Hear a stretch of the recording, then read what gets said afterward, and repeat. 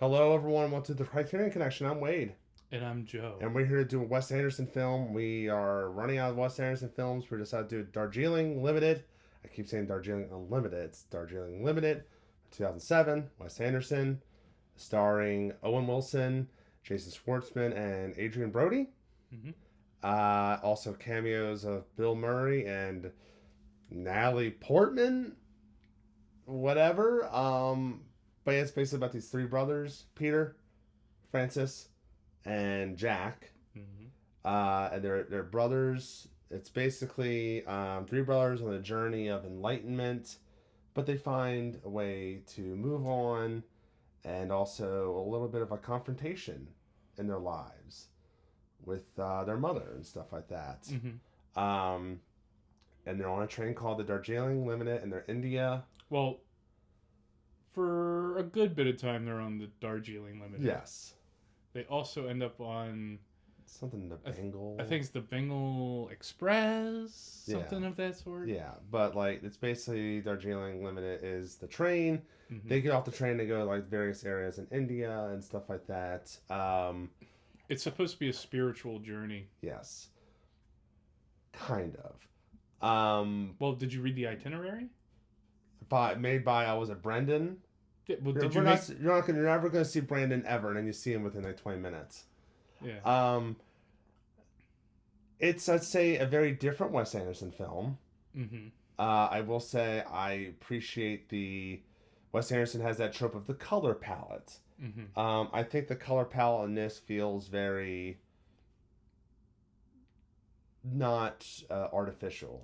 It Feels works. really grounded, Yeah. and it's real life colors. Like the actual train, you can see that probably is what the train looks like. He uses a Well, lot of earth tones and a lot of like yellows and blues and the pop the yellows and stuff, like in a lot of Wes Anderson, you see like those mustard yellows and or stuff. or the pastel pinks. Or, And this one, it's the his Wes Anderson color palette fits in naturally. Like you have the that like teal or blue green like uniform for the train folks.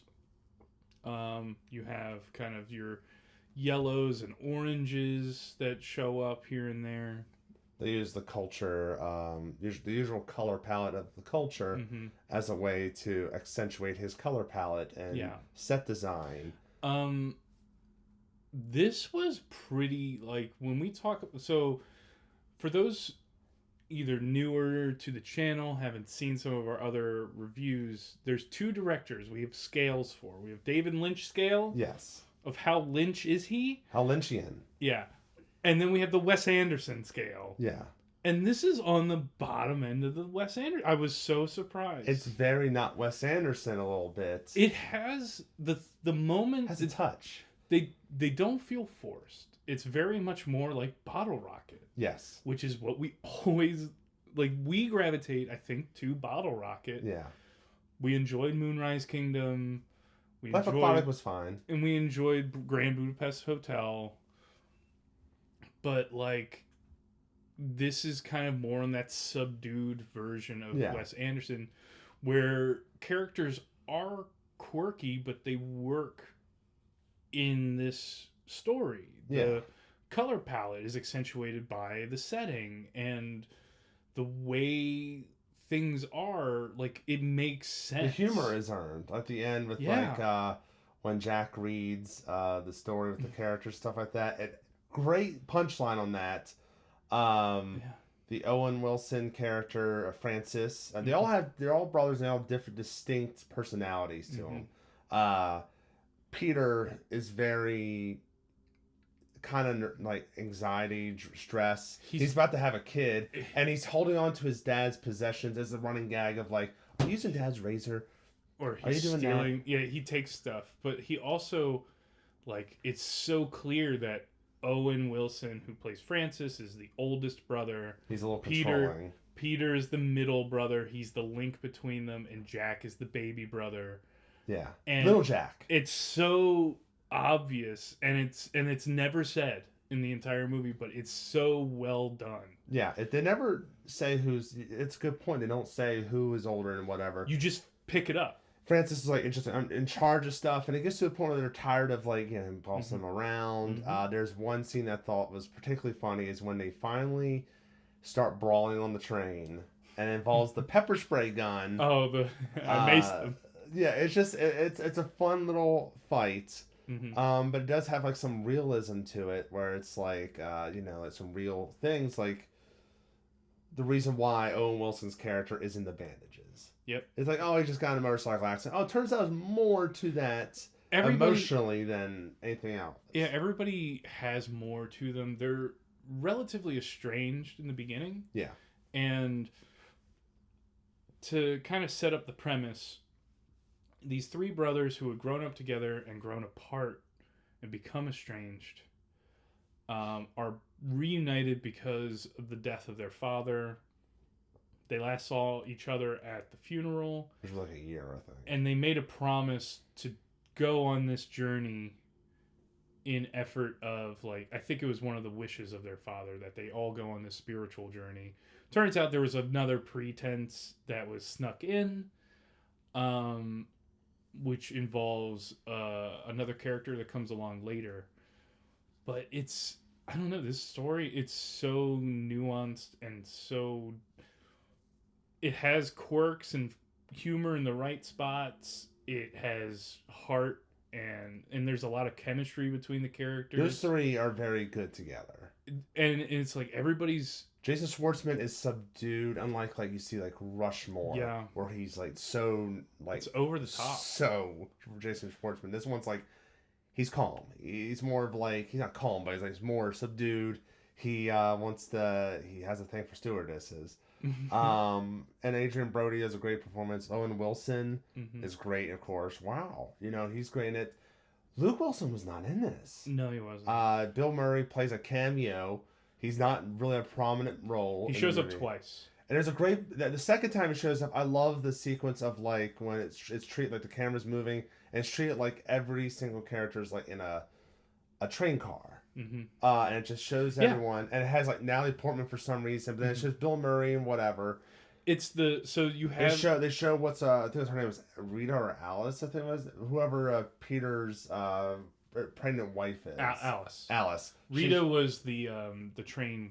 Yes, Rita. That's right. That's woman. right. Yeah, Rita was the stewardess. Shows her pregnant and stuff like that. So The Wes Anderson camera movements, Yeah. they're really well accentuated in this. We're dealing with a train car. You're going from car to car. it starts very different from most Wes Anderson films because it's like a fast taxi, frantic with Bill Murray in the backseat, and Bill Murray's trying to try to get to the train. The cameras are moving all frantic and stuff like that, which is funny because at the end He doesn't make there's a similar thing with the brothers with the train and stuff like that. Oh, and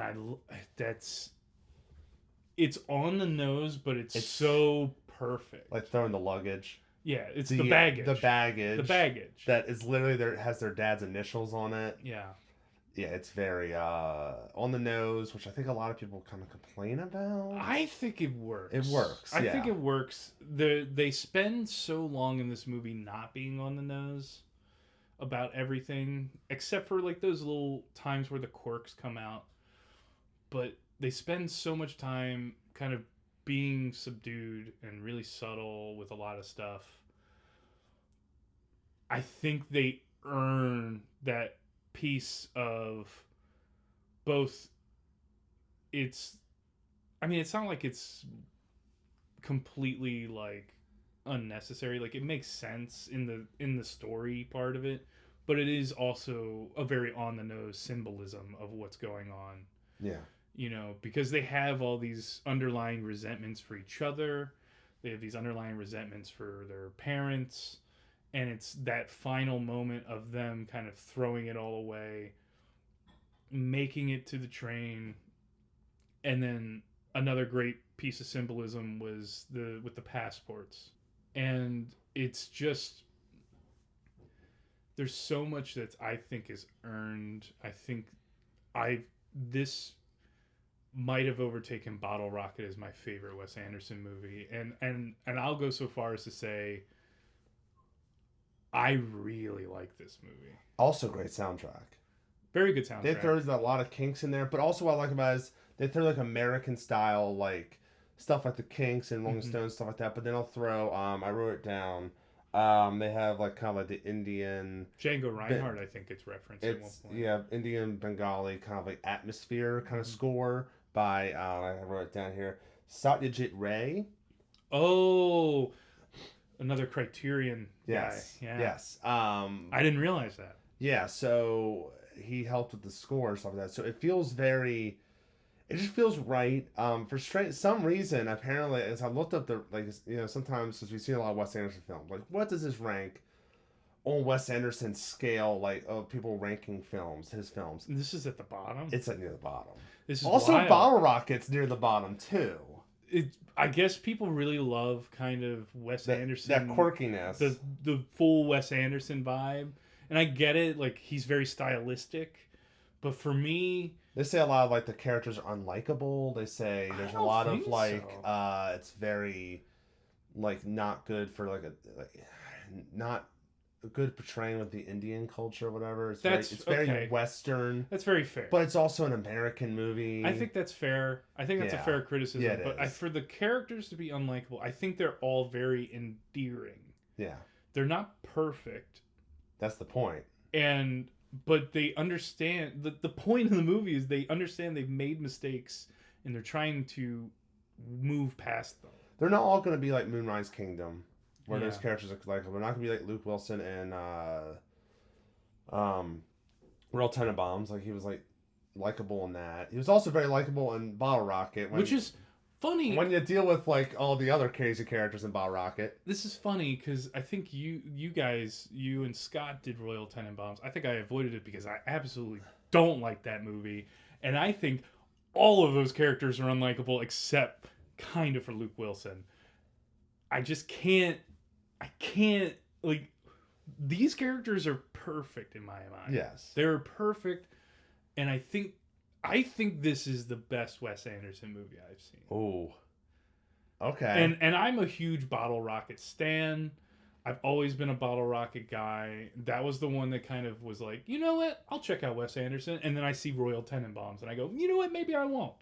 Yeah. And then you see like Rushmore, and you're like, eh. Yeah, and I've gone back and we've watched a lot of these, and that was kind of the fun part of doing the show, is because you and I have very similar opinions about Wes Anderson movies, and we know it's contrary to a lot of other folks. Yeah.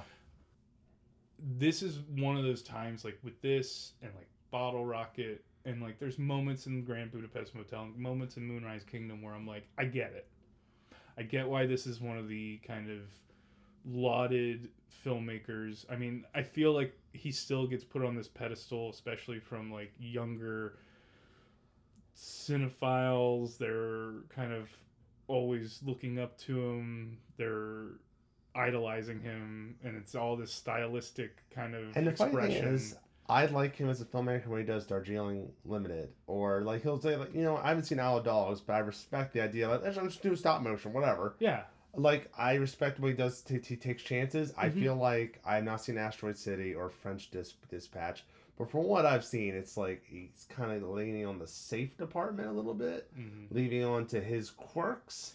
That said, French Dispatch, I believe, is not on Criterion yet, and what was the other movie? Asteroid City just came out. Yeah. It's not on Criterion yet, but we all know it's going to be eventually. I don't mind. It's just one of those, like, it's for me. I hate to say it like this, but it's almost like a hipster kind of. I like Wes Anderson movies, right? Yeah. And it was big. We're gonna get so much hate on that. In the I don't comment section care. there. I went to college in the early 2010s. It was everywhere. It was all Chris Nolan, Wes Anderson, and that was like everybody's favorite movie director. And it's like they kind of finally broke out of the norm. And like I appreciate Wes, and I really love the way he talks about film, and I love listening to him. He's a very smart guy. I appreciate his approach, but not all his movies are for me. Yeah. And that's fair. I think this is the best one, or at least among the best ones. I should ask you, would you recommend the film? I would 100%. I think this I'm going to go out of my way to recommend this movie. I think this film, I also recommend it. I think this film is very, if you're not a Wes Anderson fan, I feel like it's more accessible. Like we are not really, I mean, I don't hate any of his movies. Mm-hmm. Really, I'm just like, if I don't like it, it's more of like, it's whatever. Mm-hmm. It's an okay movie, whatever. Wasn't for me. I feel like this is more approachable for people that don't really like the Wes Anderson Yeah. style. Yeah. I think Wes Anderson uses it in his little thing, his shtick, in the right places at the right time, the right amount of time. He doesn't overdo it. Yeah. But yeah, I think this is a movie I'm like, because of how under the radar it is, or how under appreciated, in my opinion, it is. I'm certainly going to start like throwing this out there as good, like a good, like, you haven't heard about this movie or you hadn't oh seen this movie really? recommendation. Yeah, I mean, that's a high recommendation there. yeah, and we know that I'd like to do that. But it's very much one of those ones where I'm going to be like, I'm going to start sliding it in there. Yeah. Because I think it's really worth watching. Just sliding into people's DMs. Have you seen Darjeeling Limited? Don't. And Kim Kardashian's like, leave me alone. So that's our thoughts on Darjeeling Limited. I know we have, like, I think Isle of Dogs is the last one that's on Criterion so far that we have not done. That's true. So maybe we'll do Isle of Dogs at some point. Who knows? We probably will because we've done all of them already. It's unavoidable if we keep doing this. Yeah. It's like us and Kurosawa and David Lynch. You know, Dune. What's that one David Lynch said? Dune, Straight Story. That's it, I think. Wild at Heart. Wild at Heart. That's a good one. You know, we're there. Let us know in the comments section below what your feelings are for Darjeeling Limited. Are you part of that list that think this is the worst Wes Anderson film ever? Have I traipsed into the territory of Pariah? Have I done Or that? are you one of those Darjeeling Limited apologists, because they exist apparently? Comment down there. You're looking at one. You know, like, subscribe, and share. We're nearing episode 250 of the Criterion Connection, so get those suggestions in, because, you know, we might do that for our 250th episode, maybe. Yeah. I wonder, should we start doing another series outside of Criterion Connection that's the IMDb Top 250? Oh my god. We had the idea of the Arrow Attic. Oh, which yeah. which is the Arrow video, because I have started to collect a lot of Arrow and we videos. could do the Shout Factory movies too. The Shout Factory Shed. Yeah. The Vinegar Syndrome Closet. Anyway, that's our thoughts. Thanks everyone, and as always, I'm Wade, And I'm still Joe. and we'll see you later.